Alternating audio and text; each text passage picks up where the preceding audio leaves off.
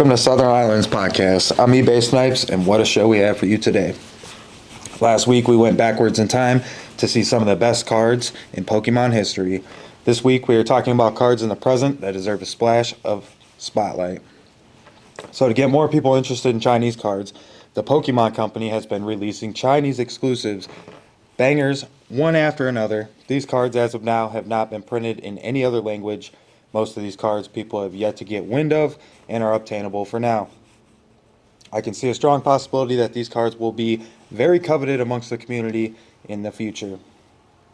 Captain Pikachu Full Art with its half art companion are following the footsteps of the Japanese ponchos in terms of having a half art and a counterpart full art.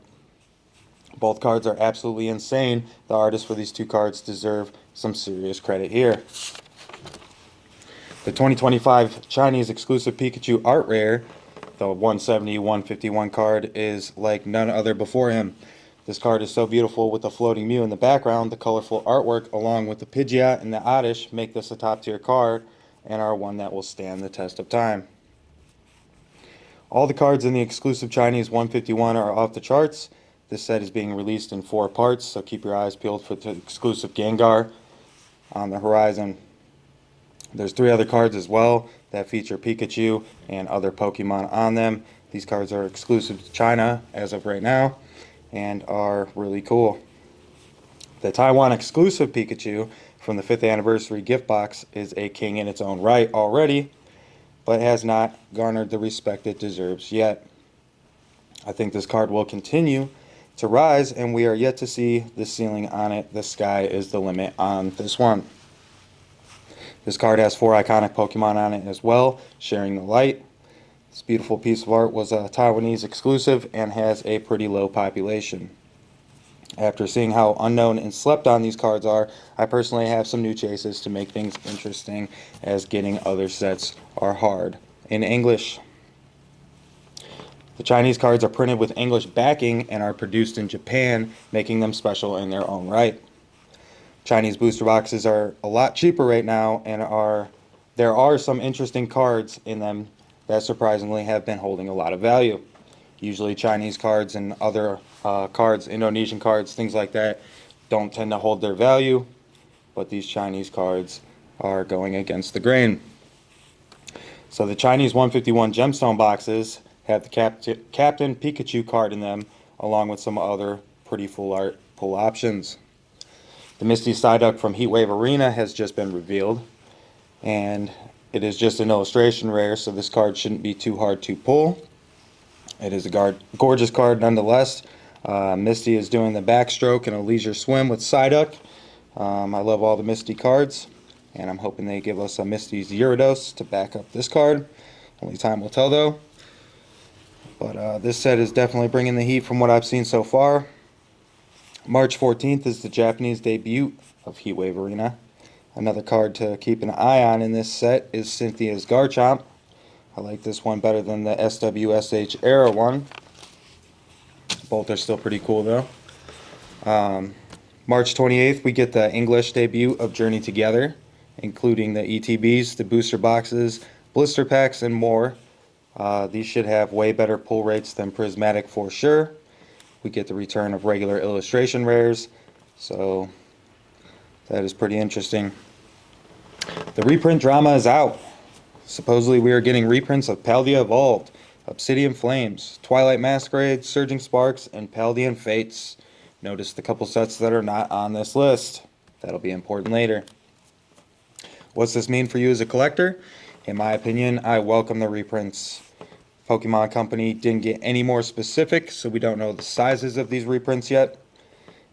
But what we do know is there's no product on the shelves as of now. MSRP has been raised on a lot of the product in big box stores. GameStop still won't have enough to go around, and still more scalpers in the hobby more than ever. So I do not think this will even be enough to affect prices on singles for very long, if at all.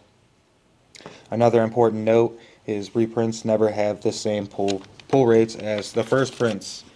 So a lot of these reprints, they don't have the same amount of SIRs or cards that you're looking for inside of them.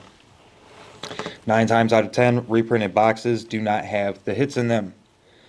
Distros make their own prices now on reprint sets, so the distributions will be charging more this run than first print prices.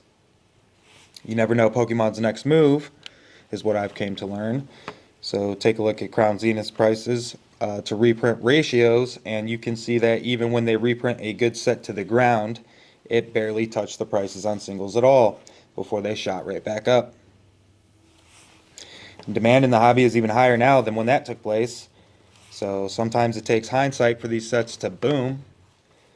Look at Scarlet and Violet. People completely slept on that set when that came out, and now everybody's trying to get their hands on it. When Crown Zenith dropped, it sat on shelves like Shrouded Fable did. Now look at it. So don't let the reprints scare you investors. It is another opportunity to buy low and sell high on products you have an idea on how they perform overall. So we've been there, we've done that.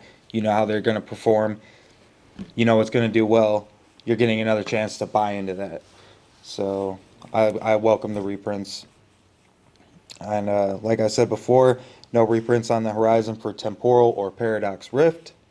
So the populations in the future on the chase cards in these two sets are due to be pretty low if it stays this way till the end of Scarlet and Violet.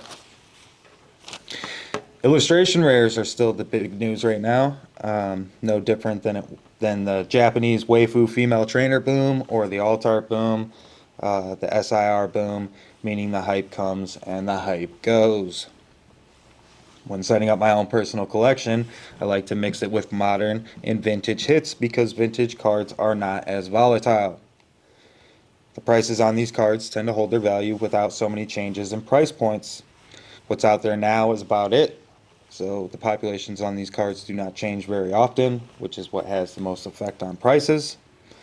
Modern cards go up and down so fast, it's more of a guessing game. And the history report isn't there yet. So if my modern cards go down, I hold them till they rise again and make plays with my older cards. That's how you still continue to make money in a bull market. Another point that I'd like to bring up is that the reprints will land in the same people's hands that grabbed up the first prints. You can already count on these big box office places like Walmart and Meijer and Target getting scalped, and everything will be resold at the same price that the first prints were, if not more. So will these prints really affect the single card prices? I don't think so. GameStop has been canceling everyone's pre-orders and being shady. 5-year card shops are not getting allocated. Distros are going rogue and doing as they please. Big box stores are now making up their own MSRP prices. So, what are the prices of these cards? Doesn't seem like anybody knows. So, there's 50 people lines at the Meijer on restock days. Hours upon hours in line. You'll spend 3 hours in line if you want to get any of the new product. You used to be able to buy things in bulk on eBay at a discount. Those days are done and over. You know, buying 6 booster boxes, you basically would have used to been able to get one for free, and that is not the case anymore. So nothing is right anymore. Sports cards are going downhill. Pops have been in decline. And the people from these two hobbies came over and basically ruined Pokemon like they did their own hobbies. I say this as I see it happening in real time in our own town. So anybody worrying about a crash due to reprints, I think you are safe this time around because there are people doing too much. GameStop has managed to anger just about every customer they serve this year in one way or another. Get it together, GameStop, before you end up the next Hollywood video. Hot takes of the week. Leave your comments and opinions down below. Number 1. Sword and Shield Altars, are they better than the Scarlet and Violet SIRs? I want to know your opinions. I personally believe that the Altars from Sword and Shield are still unmatched. We're still not at the end of Scarlet and Violet yet, so you can't fully compare the two sets or the two eras. But from what I've seen so far, I still think Sword and Shield is number 1. Will Team Rocket outperform Prismatic Evolutions? When this set drops, I think it'll be even worse than Prismatic Evolutions. And yes, I do think it will outperform Prismatic Evolutions in the price of the singles, even as ridiculous as they are. Time will tell on that one. I might be wrong. Like I said, these are hot takes. Let me know your opinions and your comments down below. Is Charizard still the king in 2025, or has the Umbreon dethroned him and taken the title of King Killer? I think in modern Pokemon, it's safe to say that Umbreon is the king, even over Charizard. Vintage, obviously, it's the other way around, but that's for another video. When will the 2025 Pokemon bubble pop?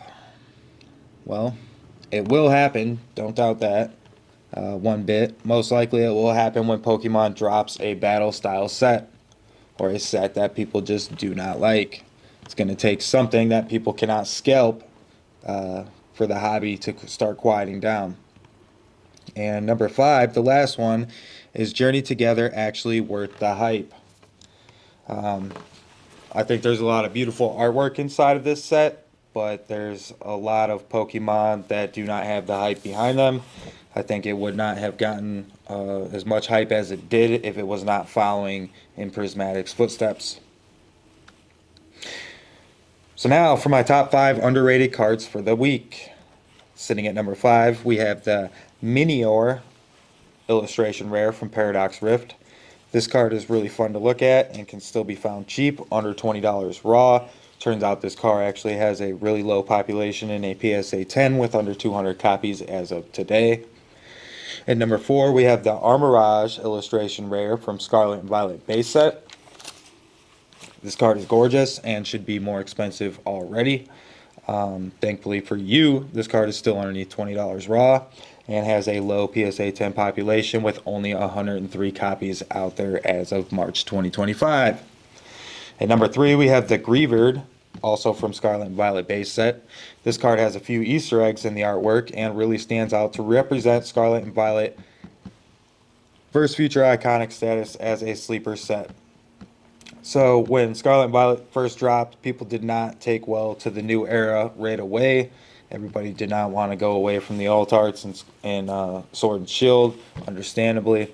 But it took a lot to get people to start liking Scarlet and Violet. And the first couple sets really just got way overlooked.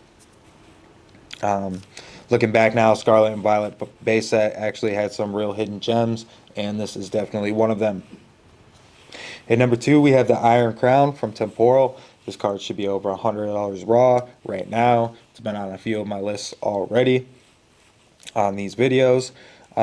This card is absolutely stunning. The artist really deserves a raise in my opinion. I see this card taking off in price as we move out of Scarlet and Violet. Still under $70 raw with a low PSA 10 pop report with around 2,200 copies as of today. And for our number 1 spot of the week, it goes to the Blood Moon Ursaluna from Prismatic. This card only has 13 PSA 10 copies out there right now and is proving to be quite rare at the moment. The shine in real life is insane compared to the pictures online. It does not do it justice. This card is a joy to pull. All of the cards in Prismatic are drop dead gorgeous. Everybody already knows that. And I have pulled both the Palafin and the Blood Moon Ursaluna, and I think this one should be above the Palafin in terms of prices. Both these cards can be found for around $100 USD for a raw copy today, if you can find one.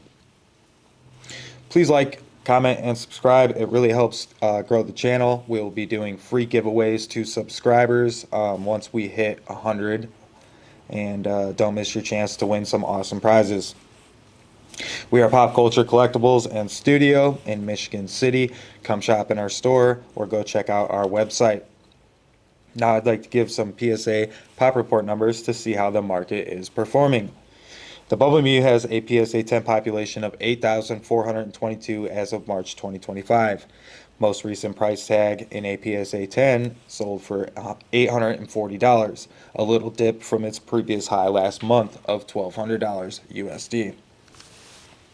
The Magikarp is still holding its high price tag of $1,550 in a PSA 10, as it has a low gem rate and a low population with only 2,097 copies out there right now.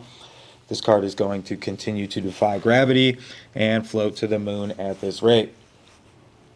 The Drowsy from Scarlet and Violet is very low pop destined, as well, with even less PSA 10 copies to purchase, with only 430 copies worldwide.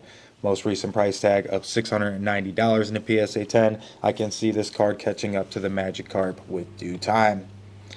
The Paldean Fates SIR Charizard has a PSA 10 population of 9,528, the most on the list, and it has a price tag of around $530 in a PSA 10.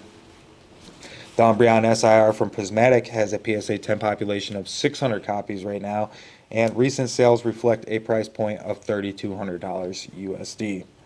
Sylveon SIR from Prismatic has only 198 PSA 10s, so it's way lower population than even the Umbreon, and they are selling for $1,800 as of today. The Greninja from Twilight Masquerade is around $800 and has 4,831 copies in a PSA 10. And there are only 3,286 PSA 10 copies of the Pikachu SIR from Surging Sparks, and it is still holding a price tag of around $1,000 USD. And the last on this list is the Latias EX SIR from Surging Sparks, and it has a price tag of about $600 in recent days. And there are only 1,743 PSA 10s in existence. So I hope this helps you guys in your daily decisions going about your days in the market. Unfortunately, it's impossible to catch them all, no matter how much money you have. Picking and choosing what's a good investment should be up to you at the end of the day. I just like to shed some light on the hobby and help the best I can. I love this hobby, the community, collecting, vending, and running the shop. Here on Southern Islands, we do it for the people. The best attitude is the sense of gratitude. It makes you happy to be unhappy, then be unhappy. Life is what you make it, and that's a wrap.